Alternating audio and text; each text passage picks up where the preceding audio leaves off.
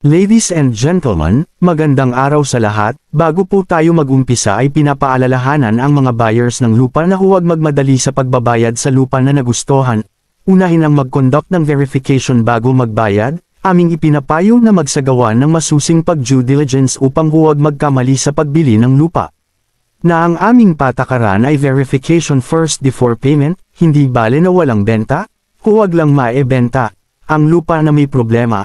Kung hindi ninyo alam ang tamang proseso sa pagbili ng lupa, ay aming ipinapayo na kumuha ng abogado na tutulong sa tamang proseso ng pagbili ng lupa. Your safety is our number one concern. Ang aming mensahe sa mga new viewers na hindi pa naka-follow at naka-subscribe, please follow and subscribe para updated sa mga latest video na aming i-upload. Ang real estate property na ito ay for sale, location Infanta, Pangasinan. May lot area na 6,300 hectares. Papers ay tax declaration, dalawang owner. Ang real estate property na ito ay cemented. Sa lugar na ito ay mayroon electricity line. May malakas na cellphone signal at higit sa lahat ay may water supply. Sa loob ng property ay mayroon sapa na sapat pagkuhanan ng patubig para sa mga pananim. Ang property na ito ay maraming tanim na mango. Ang property ay nasa community. Ang property na ito ay ideal sa mga sumusunod na proyekto: plantation, pasture land, good for housing, commercial, industrial at napakagandang investment dahil mura ang benta ng owner. Ang property na ito ay combination ng flat land at rolling. Nakukunin ang percentage ng flat land ay more or less 80% na ang rolling ay napakabanayad lamang. Ang lugar na ito ay flood-free. Tungkol sa peace in order ay talagang masasabing payapa ang lugar. Walang mga karahasan na napapabalita dito. Fresh air, no pollution. Ang kilometers distance sa mga sumusunod more or less 10 kilometers sa municipal hall, public market, town proper, church, school at mini-mart, more or less 40 kilometers distance from hospital. Ang travel time from Quezon City more or less 3 hours na. Ang daanan ay ang North Luzon Expressway. Aming ipinapalam sa mga buyers na kung sa unang tripang ay hindi nagustuhan ng lupa, ay maaari pang mag-request ng site viewing sa ibang property.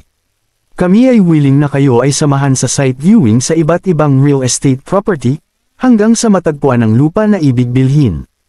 At kung mayroon kayo real estate property na ibig bilhin, kayo po ay maaaring magpahanap sa amin. Importante na sabihin lang sa amin ang real estate property description.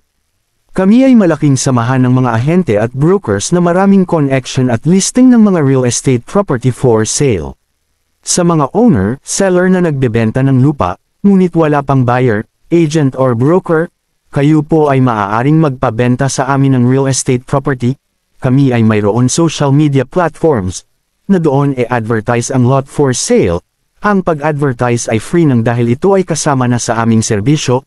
Ang suggestion namin sa mga owner, seller ay ayusin na ang mga dokumento ng lot for sale para maging mabilis ang proseso, dahil ang mga dokumento ng lupa ay kailangan sa verification. Tungkol sa mga agents, brokers, kami po ay bukas sa real estate business partnership, nang dahil ang pagiging ahente minsan ay nasa seller side, minsan ay nasa buyer side, at hindi maiwasan na mapunta sa negotiator side kung maraming involved na grupo ng mga ahente. Kung kayo ay may mga listing ng property for sale ay maaari namin kayo tulungan sa pagbenta, at kung naghahanap naman kayo ng real estate property for sale ay pwede kaming source ng inyong hinahanap.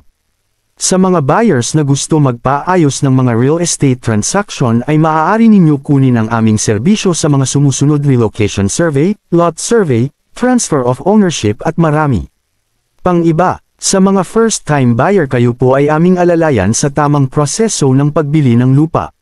Step-by-step na proseso po ang ating gagawin para makaiwas na makabili ng lupa na may problema. Please follow and subscribe. Happy viewing! Thank you for precious time, peace and property. God blessed you all.